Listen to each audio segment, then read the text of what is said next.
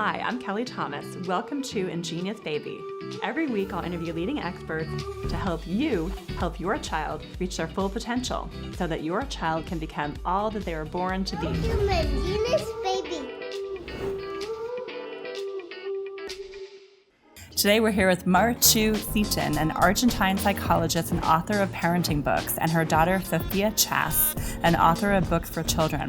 They will provide insight on how to raise an emotionally intelligent child. So I am so thrilled to be in Buenos Aires, Argentina, and I'm here with my husband and my two children. I'm curious, how would you describe the overall parenting philosophy here in Argentina? There are many different types of parenting. I think we are a little after you. When you were authoritative, we were two, but then you went permissive, you call it, and we were still authoritative. And now we are beginning to a lot of laissez-faire, and many kids sleep with their parents. Many kids keep their nappies until they are 4 or 5, or many kids use a pacifier until they're really big. A lot of parents don't read books and they don't want to. So these little books has like the little guidance about it. It's like you can feel like your child, you can think like him. In the potty training, it's I don't like this, I'm scared about it. Right. And that's nice because the kids understand what they're feeling and their parents understand what the kids are feeling too. That's so you had mentioned, like in America, I know all my mom friends, and there's blogs and so many, but people just read all the time about childhood development and what's right, how do we do this. It sounds like people here don't really do a lot of reading on parenting, as they call it. Yes, we are beginning to, well, we are behind you. We have a lot of blogs now, and many mothers are talking in those blogs, and many people are asking questions But there are in a the lot blogs. of opinions. Do people just go to their friends or their parents to get information? Instagram, I'll say. Instagram? Instagram. Okay. Instagram. To get information. It's a source of information. Okay. Many mothers like me tweet on Instagram or put some post, and then other mothers read it and they influence. It's like it's nice, that thing. It's like a community there that you can go for guidance sometimes. It's a new way of reading. Yeah. Influencers. I prefer Instagram myself. It's difficult to choose the person you are following. That's And maybe I find people that are very confused because of the things Yes, they've I read. That's great. So can you tell me a little bit about the books that you've written? I first wrote this green book, How to Raise Confident and Strong Kids, because I saw the parents are always in a bad mood. They want to go away from home. They want to stay with the kids because their techniques for raising the children are not so good. My parents knew what they were doing, but I, as a mother, and my husband too, had a lot of doubts. And younger people have more doubts than I had. I asked my mother, Mom, what do I do when this happens? And now, when younger people don't ask their mothers. And that's why I could write my second book, that is Emotional Intelligence for the Family. I think if we grew up with emotional intelligence, we would know exactly what we have to do with our kids. That's why I think emotional intelligence is a lot more important than all the tips that I could give in my other two books. Emotional intelligence means to make a synthesis of the best of authoritative parenting, that is to be firm, and the best of permissive parenting, that is to listen to your child. If you can listen and be firm at the same time, that will get you fabulous kids. Yeah. So give me some tips on that. Like how can you be authoritative yet permissive at the same time? You're not both at the same time. You make a very good synthesis of both models. You learn to listen as the permissive model does, and you learn to be firm as the authoritative model does. And that means a new model, that means intelligent, emotionally intelligent raising.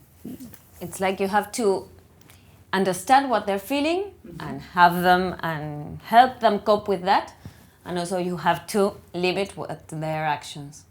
Oh no, I don't want to go to school. Oh, that's not nice. I won't. I didn't want to go to school when I was a kid, and so I embrace that feeling, and then I tell him, you have to go to school.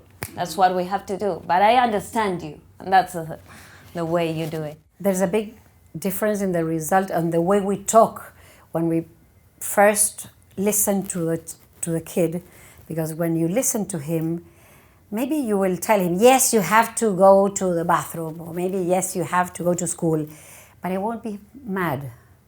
I always say that if kids get mad, it doesn't matter. What is really not good for them is that we get mad. And every time I try to see the world as the kid sees it, I won't get mad. Because they're right. When they don't want to put off the TV. And they're right when they want the very big Lego box instead of a very small Lego box. That's what we can afford. The new neuro theories make very clear is children learn to listen if we listen to them. That was not that way when I was a kid. When I was a kid, I had to listen, because if I didn't listen, I was in trouble. So I learned to listen very straight. But now we know that if you listen to your kids all the time, they will listen to you.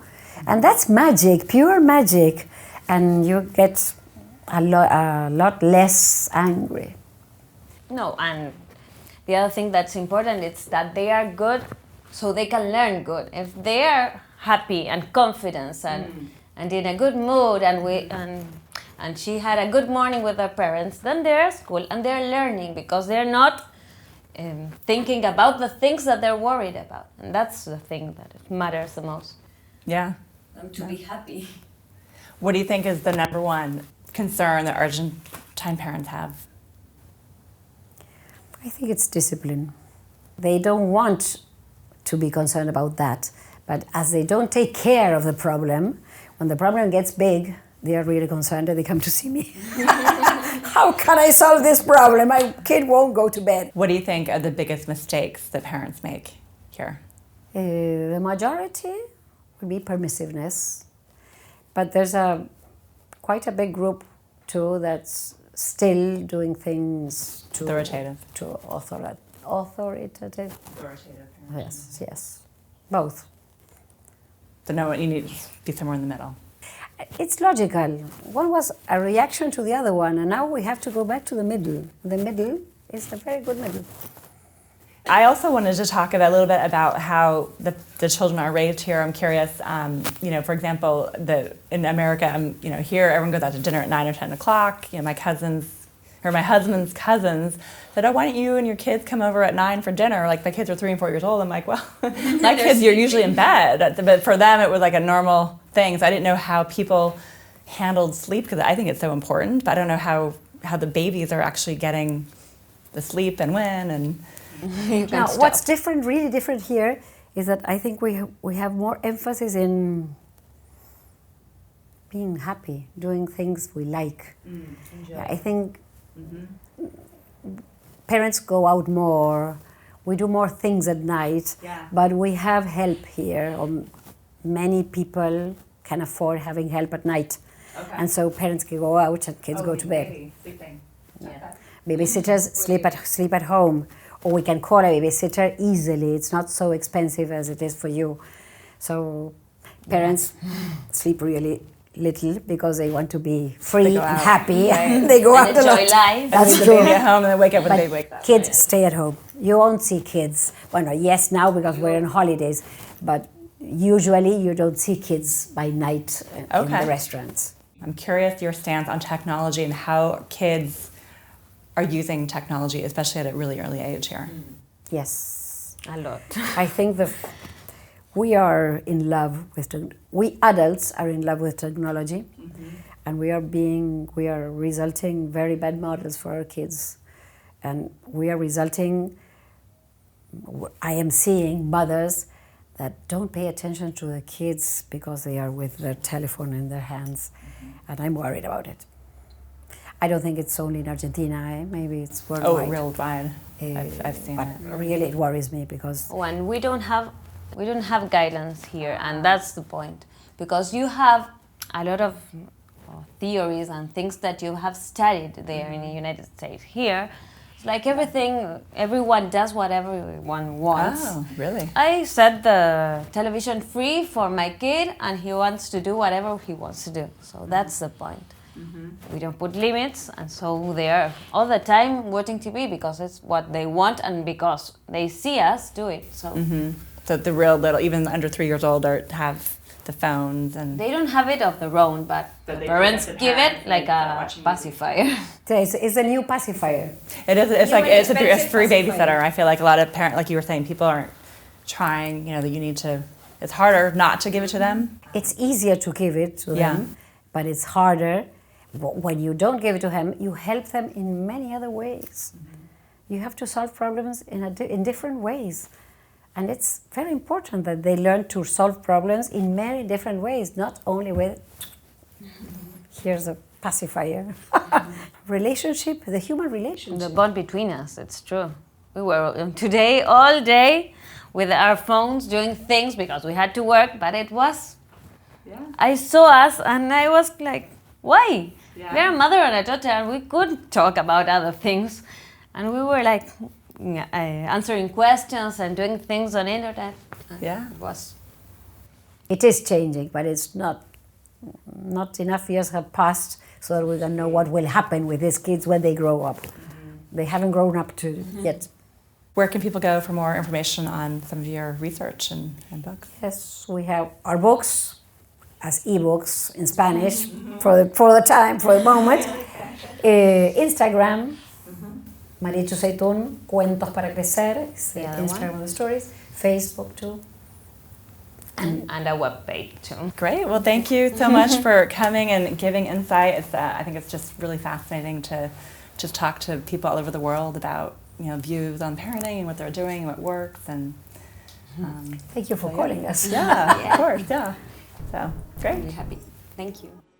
If you know someone who would be a great fit for the show, come on over to ingeniousbaby.com and share your tips and story ideas. You are your baby's first and best teacher.